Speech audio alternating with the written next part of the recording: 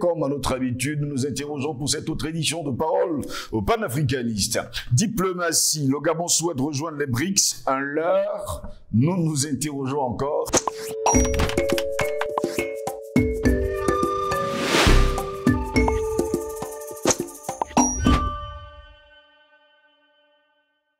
Mesdames, Messieurs, bonjour, très heureux de vous retrouver sur Panafricaniste TV. Eh bien, Mesdames, Messieurs, selon l'ambassadeur de l'Afrique du Sud en Asie, Anil Soukal, de plus en plus d'États insistent pour rejoindre les BRICS. Et quand on parle des BRICS, Mesdames, Messieurs, entendez Brésil, Russie, Inde, Chine et sans oublier l'Afrique du Sud. Le groupe des 5 pays ayant désormais un poids économique plus important que le G7, présenté comme les 7 pays les plus industrialisés de la planète, le Gabon ferait partie des pays intéressés. Une année après son entrée réussie en le laps de temps au sein du Commonwealth, le Gabon envisagerait désormais de négocier un nouveau ticket de membre du groupe des pays dont l'économie a connu les 10 dernières années un développement fulgurant, à savoir les BRICS. En effet, selon l'ambassadeur d'Afrique du Sud en Asie et dans les BRICS, Anil Soukal, plus de 40 pays avaient exprimé leur intérêt à rejoindre le groupe émergent des pays du BRICS. Eh bien, parmi ces pays se trouve également le Gabon qui, depuis quelques jours, frappe aux portes de ce groupe, le plus important groupe dans le monde aujourd'hui. L'Argentine, l'Iran, l'Arabie Saoudite, les Émirats Arabes Unis, Cuba, la République démocratique du Congo, les Comores, le Gabon et le Kazakhstan ont tous exprimé leur intérêt pour la possibilité de devenir membre des BRICS qui comptent actuellement 5 membres. Le Brésil, je l'ai dit, la Russie, l'Inde, la Chine et l'Afrique du Sud, a-t-il indiqué le 20 juillet dernier dans la principale ville commerciale de Johannesburg. Selon le président chinois Xi Jinping, les membres des BRICS sont en quête d'une croissance mondiale forte, durable, équilibrée et inclusive à l'aide de réformes structurelles, de modèles de croissance par l'innovation et de la construction d'une économie ouverte. De plus, les 5 pays des BRICS partagent des atouts communs. Richesse en ressources naturelles et humaines, vaste marché domestique, énorme potentiel de développement avec de brillantes perspectives grâce à la coordination des politiques. L'Afrique du Sud, actuel président du BRICS, doit accueillir le 15e sommet des BRICS à Johannesburg du 22 au 24 août prochain. Et l'admission de plus de membres est en tête, en tout cas, de l'ordre du jour du prochain sommet. Les autorités sud-africaines veulent que les BRICS soient le bloc le plus important du monde en développement, a indiqué Anil Soukal, invitant tous les dirigeants africains au sommet des BRICS d'août prochain. Voilà pourquoi nous également nous nous interrogeons, parlant justement du Gabon. Diplomatie, le Gabon souhaite rejoindre les BRICS. Un leurre pourquoi? Parce que nous savons, jusqu'à preuve de contraire, le Gabon reste et demeure la chasse gardée de la France. D'ailleurs, son président, jusqu'à preuve de contraire, ne jure que par la France. D'ailleurs, s'il fallait dire quelque chose, une anecdote parlant justement du Gabon, eh bien, on parlerait du premier président gabonais qui, le jour où on a déclaré haut et fort l'indépendance du Gabon, ce dernier, alors qu'on descendait le drapeau français, s'est mis à pleurer en disant vraiment que le drapeau français reste, bien sûr, très haut sur le sol gabonais et qu'on balaie entièrement et totalement le drapeau gabonais. Allez savoir de qui il s'agit, je pense que vous le savez. En tout cas, nous nous intéressons au Gabon ce matin, parlant justement de diplomatie, avec justement ce pays qui souhaite rejoindre les BRICS. Nous nous demandons si, finalement, c'est un leurre.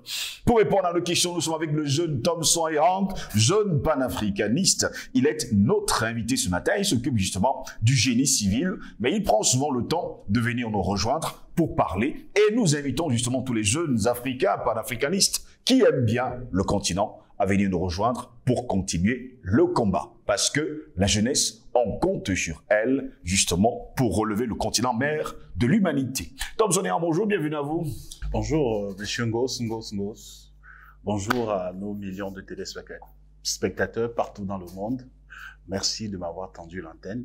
Je ne peux pas passer ici sans dire un bonjour aux techniciens qui sont derrière, qui font les mains et les pieds pour qu'on soit suivi partout dans le monde.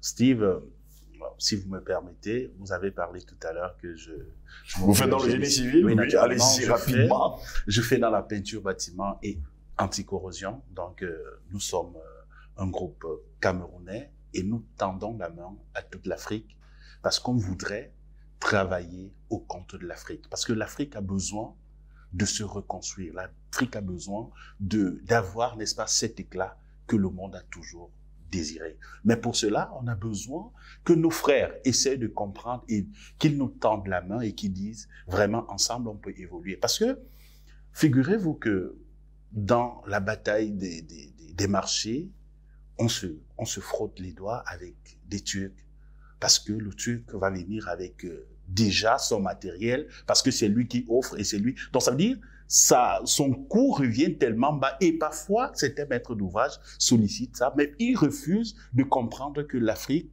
est en train de se construire et a des personnes qui sont en train de révolutionner cela. Parce que par exemple, quand je donne mon expertise qui n'est pas les moindres parce que on a une très bonne expertise, il faut le dire.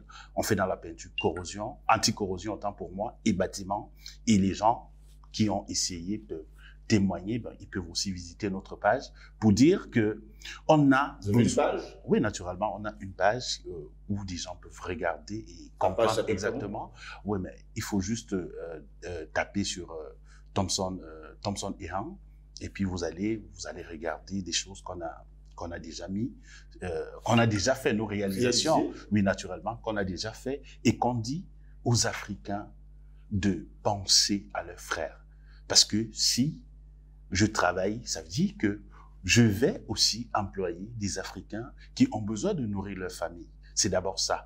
Et l'Afrique a besoin de ses fils qui ont, n'est-ce pas, appris des choses merveilleuses pour développer l'Afrique et reconstruire l'Afrique. Merci Steve d'avoir fait, n'est-ce pas, un clin d'œil à notre groupe vraiment qui évolue pas mal et qui travaille parfois avec d'autres grandes entreprises, n'est-ce pas, qui ont parfois besoin de nous. Merci. Vous avez un contact ou bien il faut seulement aller visiter la page? Non, il y a des contacts qui sont disponibles. Le WhatsApp, c'est le 677 41 96 17. Là, c'est le WhatsApp où on peut joindre. Il faut bien commencer à dire à nos téléspectateurs que c'est le plus 237. Hein, nous sommes au Cameroun. Plus 237. Et là, c'est vrai, c'est le code camerounais. Voilà, plus 237 677 41 96 17. Là, vous appelez, vous aurez beaucoup plus de renseignements et nous, on a besoin de faire une extension vraiment partout en Afrique parce qu'on a vraiment une meilleure expertise à proposer à nos frères. Merci à vous, Thomson, également d'être avec nous ce matin. Un sujet nous intéresse. Diplomatie, le Gabon souhaite rejoindre les BRICS. Un leurre, telle est notre grande interrogation. Vous êtes au courant que le Gabon va rejoindre les BRICS? Oui. Qu'est-ce qui a bien poussé le Gabon à vouloir rejoindre les BRICS quand on sait pertinemment que c'est la chasse gardée de la France? Steve, je suis un peu amusé d'entendre cela et je me pose plein de questions parce que je vois déjà bientôt les élections présidentielles où l'office du père voudrait se représenter. Je ne sais pas si ça fait partie de la campagne présidentielle parce que déjà, le Gabon, on sait très bien qui pilote le Gabon. On sait très bien que le Gabon est vassalisé par la France et tout le monde le sait. Et vraiment, je m'interroge bien, Steve, quand je le dis, parce que... Pour vous, c'est un slogan de campagne, disons. Pour moi, c'est un slogan de campagne parce que ça ne peut même pas être le cas. Parlons d'abord de l'intégration même au centre je vais dire, dans l'intégration régionale. Oui, naturellement. Oui, allez-y. Le Gabon a toujours montré sa réticence. Et je vais même aller plus loin, parlant du père de celui qui est là actuellement, qui, pour moi, a sapé plusieurs fois la politique africaine qui était celle de se détacher du franc des colonies françaises. Vous savez très bien ce que le père Bongo a manipulé toute l'opinion africaine et allé trahir des secrets qui se sont, je vais dire, ficelés pour sortir du franc des colonies français. Il était allé jusqu'à trahir le patriarche, notre chef d'État, Paul Biya, en disant que mais vous dites que c'est votre personne, mais le voilà, il a déjà un projet tel que l'Afrique doit sortir du franc CFA, et notamment la sous-région Afrique centrale. Alors, vous voyez quand déjà des gens commencent à trahir cela, ça veut dire qu'ils ont un fond. Souvenez-vous très bien que ce premier président, Omar Bongo, a fait 42 ans et il a été placé là. Il n'a pas été le premier président. Bon, je vais dire ce président aujourd'hui. Il est second président. Oui, ce président, et excusez-moi, très bien, je veux parler du père, de celui qui est là actuellement. Omar Bongo, il faut bien préciser. Bongo Ondimba, qui a fait 42 ans de règne, qui a été placé là en 1967, imaginez-vous, et qui disait toujours que la France passe avant le Gabon. Et que aujourd'hui, pour uniformiser, n'est-ce pas, la pensée générale des Gabonais, il y a des Gabonais qui pensent que s'ils peuvent manger, ils peuvent se soigner, pour eux, tout le reste là, que la France soit là ou pas, ça ne les intéresse pas. Voilà des choses qui font en sorte que l'intégration devient très difficile parce que quand on vous présente comme si vous étiez des privilégiés en vous donnant ce que vous pensez que c'était essentiel, pourtant, le combat est ailleurs. Franchement, vous êtes en train de vous tromper. Regardez, quand je parle même de ce que je dis, il n'y a pas un Gabon qui est prêt à intégrer, n'est-ce pas, les BRICS. Parce que déjà, si l'intégration sous-régionale est compliquée et que c'est le Gabon qui parfois met des bâtons dans les roues pour que cela ne soit pas effectif, mais Steve, où allons-nous? On a vu le président gabonais actuellement faire allégeance à la franc-maçonnerie, où il a juré et il a décidé de servir la franc-maçonnerie avant les autres, avant l'intérêt même de son peuple, de son pays. Donc, il faut regarder exactement ce que les BRICS nous tentent, parce que quand vous parlez des BRICS, vous avez vous-même dit la politique intérieure des BRICS, qui est celle d'évoluer en rang serré et de chercher des partenaires fiables qui sont libres et avancés dans la même direction. Mais quand vous voyez, le Gabon, c'est un petit pays de moins de 3 millions d'habitants. Figurez-vous. Est-ce que cela empêche justement d'entrer dans les BRICS? C'est pour ça, ça n'empêche pas, Steve. Ce que je voudrais dire, c'est quoi?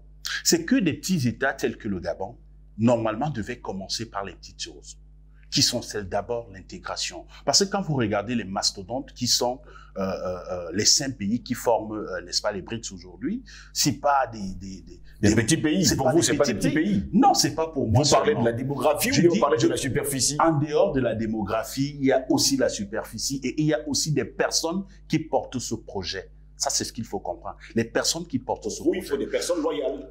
Je voudrais parler en dehors du fait que des personnes soient loyales, oui. Je voudrais rentrer dans l'esprit général de l'intégration et de la fédération des forces. Vous comprenez très bien? Parce que quand le Gabon s'engage à cela, c'est qu'ils veulent déjà montrer qu'ils veulent intégrer, je veux dire, un groupe émergent qui est en train de renverser le nouvel ordre mondial. Ça, c'est ce qu'il faut dire. Mais quand, par exemple, on voit ce Gabon qui à peine vient de dépénaliser l'homosexualité, qui va dans le sens de la mondialisation. Après maintenant, dit intégrer les BRICS, pour moi, c'est un peu ambivalent. Et disons-le, souvenez-vous très bien par rapport aux États-Unis d'Afrique, oui. Ce que le père Bongo, qui est le père de celui qui est là actuellement, avait déclaré. Il avait dit haut et fort qu'il vaudrait mieux rester à la tête d'une souris que de rester et d'être à la queue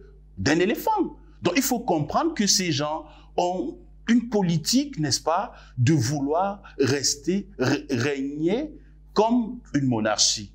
Et quand je l'ai dit, Steve, vraiment, il faudrait pas qu'on se voie la face. Oui. Vous comprenez très bien. Naturellement, c'est bien beau d'intégrer les BRICS, mais il y a encore mieux, Steve. Il y a encore mieux. Ça veut dire chercher d'abord l'intégration sous-régionale, avancer à rang serré et donner une représentation. Parce que quand, tout à l'heure, vous avez parlé de la démographie, des grandes personnes qui sont là, qui ont des idéologies telles qu'il faut défendre. Steve, je vous rappelle que 80% des produits vendus au Gabon viennent de la France. Est-ce que vous voyez très bien? Je vous suis. Et le Gabon, qui a ses richesses, enfin les richesses qui sont beaucoup plus marquées, notamment le pétrole et l'uranium, c'est la France qui la prend quand elle veut. Et quand vous voyez même cette opposition française, qui n'a rien à dire. Parce que quand déjà, l'idée du peuple est uniformisée telle que si le Gabon est à l'aise. Parce que si ça, on vous met dans la tête que non, le Gabonais avant tout. Maintenant, tous les autres Africains qui viennent là-bas ne sont pas considérés parce que le Gabonais pense qu'il a une place de choix. Mais pourtant, on est en train de les endormir et on est en train je vais dire, de formater les cerveaux. Et si Ali Bongo Ondimba voulait justement se détacher de la France, voilà pourquoi peut-être il est en train de lorgner les BRICS. Non, se détacher de la France, c'est pas facile parce que je vais vous dire, à la rue Charles de Gaulle au Gabon, vous allez voir, vous allez longer toute une muraille de fer barbelé où le camp militaire français y est, avec plus de 400 soldats. Ils sont là installés et vous voyez le 14 juillet passé, vous voyez les hommes d'affaires gabonais, les ministres influents gabonais, les politiciens, les opposants, même ceux dont on appelle opposants, pas trinquer pour se rappeler de leur alliance avec la France. Donc pour dire que il n'y a pas, pour moi je ne trouve pas vraiment ce pays Gabon qui est, Steve, je vais vous dire, c'est un pays frère. Parce que si je rentre vous expliquer exactement les relations que j'ai avec le Gabon, j'ai des frères aujourd'hui qui ne peuvent plus revenir dans le pays. Ils sont nés là-bas, ils pensent que leur existence désormais c'est le Gabon. J'accepte parce que nous sommes en Afrique et chaque Africain doit se retrouver, doit se sentir à l'aise. Où il est, voilà. Alors, ma cousine est décédée au Gabon, elle a été enterrée là-bas par ses enfants, et ses enfants ont déjà des enfants qui ont déjà des petits-enfants. Donc, pour moi, le Gabon, c'est un pays frère. Mais, pensez-vous que, quand on parle de l'intégration aujourd'hui, le Gabon, qui est un petit pays, pour moi, c'est une ville. Ça n'atteint même pas une ville, peut-être en Inde ou en Chine, en termes de démographie ou soit de superficie, certaines villes. Donc, c'est pour dire en fait que il faudrait que le Gabon essaye de mettre les petits plats dans les grands. Ça veut dire chercher d'abord à intégrer normalement la CEMAC ou la CEAC pour qu'on essaye d'avancer et avoir une seule parole. Vous ne pouvez pas dire, pour moi, c'est une campagne électorale pour faire croire aux gens que, bon, voilà, nous sommes en train de vouloir faire comme les autres. Mais ça ne sert à rien. On connaît déjà le fond de ce dossier. Ils ne peuvent pas se détacher parce que celui qui l'a créé a fait. Mais pourtant, on a quand même un représentant, on va le dire comme ça, des BRICS, Anil Soukal. Il est l'ambassadeur de l'Afrique du Sud en Asie, Anil Soukal, qui déclare haut et fort, pour lui, c'est important aussi d'appeler tous les autres pays africains à venir se joindre aux BRICS. C'est important, c'est important. C'est lui qui annonce d'ailleurs cela, hein, que le Gabon également frappe à la porte des BRICS. Ça signifie que sa demande a été prise en compte. Le Gabon frappe à la porte des BRICS. Je ne dis pas non, mais il y a des choses qu'il faut d'abord faire. La politique intérieure. La politique intérieure, Steve, vous ne pouvez pas un matin vous dire, bon, vous dites, ok, on va intégrer les BRICS. Pourtant, dans votre territoire, vous êtes submergé. Oui, naturellement, vous êtes submergé par l'hégémonie française qui est assise. Est-ce que ce n'est pas le propre, on va le dire comme ça, des pays francophones? Mais c'est le propre des pays francophones, mais je dis, c'est pour ça que je parle de l'unification des forces, pour avancer à rang serré. Parce que imaginez-vous hein, que c'est la CEMAC, ça veut dire, lors du dernier sommet de la CEMAC, ils mettent ce point sur la table et disent qu'on va intégrer les BRICS. Vous comprenez que ça serait débattu et souvenez-vous que on dit toujours que je vais dire, deux cerveaux valent qu'un seul. Ça veut dire, vous pouvez penser à quelque chose seul, mais du moment où vous venez vers moi et vous me dites, bon, voilà ce que je voudrais faire seul, à deux, on peut trouver des solutions, peut-être contourner certaines choses. Moi, je pense que c'est immature de le dire comme ça et de chercher à se détacher. Pourtant, les BRICS cherchent déjà à sortir leur monnaie, à implémenter leur monnaie, un projet qui est mis sur pied et qui va bientôt voir le jour. Mais nous sommes encore dans le franc des colonies françaises et on n'est pas prêt à en sortir. Mais qu'est-ce que ce Gabon fait déjà dans ce sens pour montrer sa volonté de changer de politique? ou soit de montrer que, comme nous tendons déjà vers un monde multipolaire, et ils sont aussi prêts à intégrer ce monde. Mais que non, ils ont dépénalisé l'homosexualité, donc ils sont en train de faire le contraire. Pour moi, en fait, pour vous, ils ont une politique contraire à celle des BRICS. À celle des BRICS. Ils ont une politique contraire à celle des BRICS parce qu'elle est assujettie par la France et n'a jamais montré la volonté de se défaire de cette France. Donc pour moi, ils sont en train c'est la poudre dans les yeux et je ne pense pas que ce projet va mûrir. Pourtant, il faut également le préciser pour nos téléspectateurs, ça fait à peine une année que le Gabon a fait une entrée réussie dans le Commonwealth. Oui, le Commonwealth, c'est une autre chose, c'est d'autres politiques, mais je vous dis, les BRICS sont tellement... Bon, je vous prends un exemple. Aujourd'hui, vous le savez très bien, les BRICS sont unis.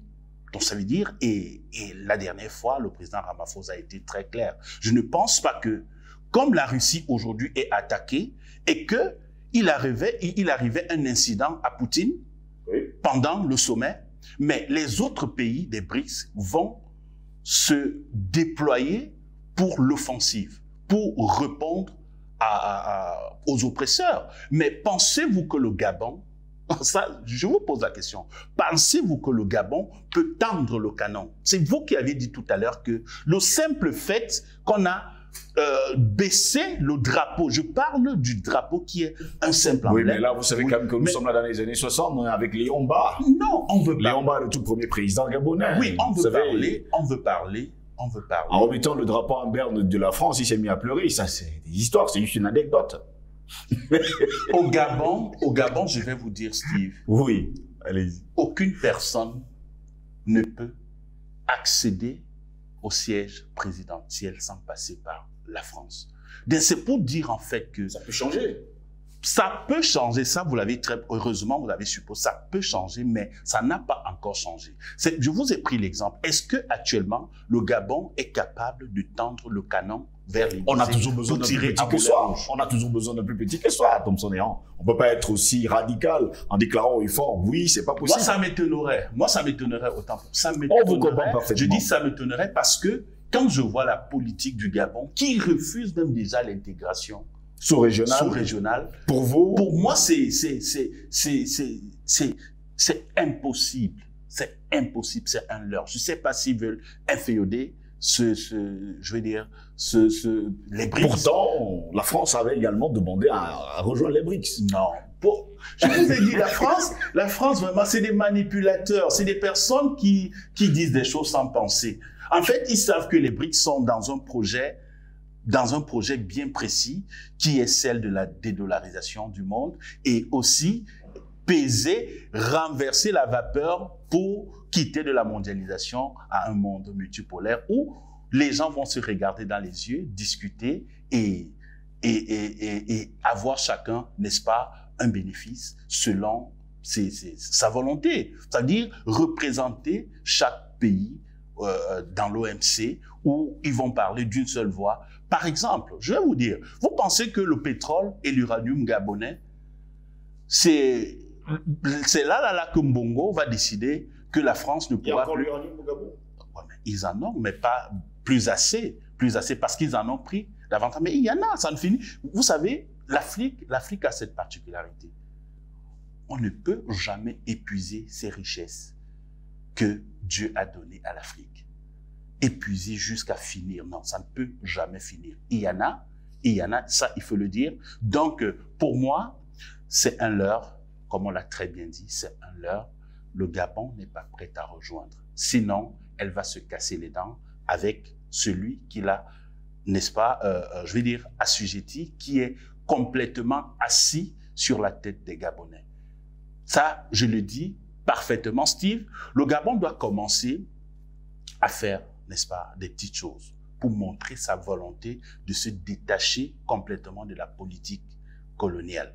C'est très important de le dire. Parce que tant que le Gabon reste toujours dans ce carcan, le Gabon ne pourra pas se détacher. Et si elle essaye même, elle va se casser les dents parce qu'il y aura un soulèvement du peuple organisé par ces mêmes personnes. On connaît les manœuvres de la France. On connaît les manœuvres de la France. Donc, que vous le voulez ou pas, il faudrait que vous fassiez leur volonté. Ça veut dire, si la France décide que vous allez là-bas, c'est là où le Gabon va se diriger. Vous le savez très bien. Donc, quand vous dites ça, c'est comme si le Gabon était un pays libre, indépendant, et vous saviez très bien ce que c'est que la France, avec ses manœuvres.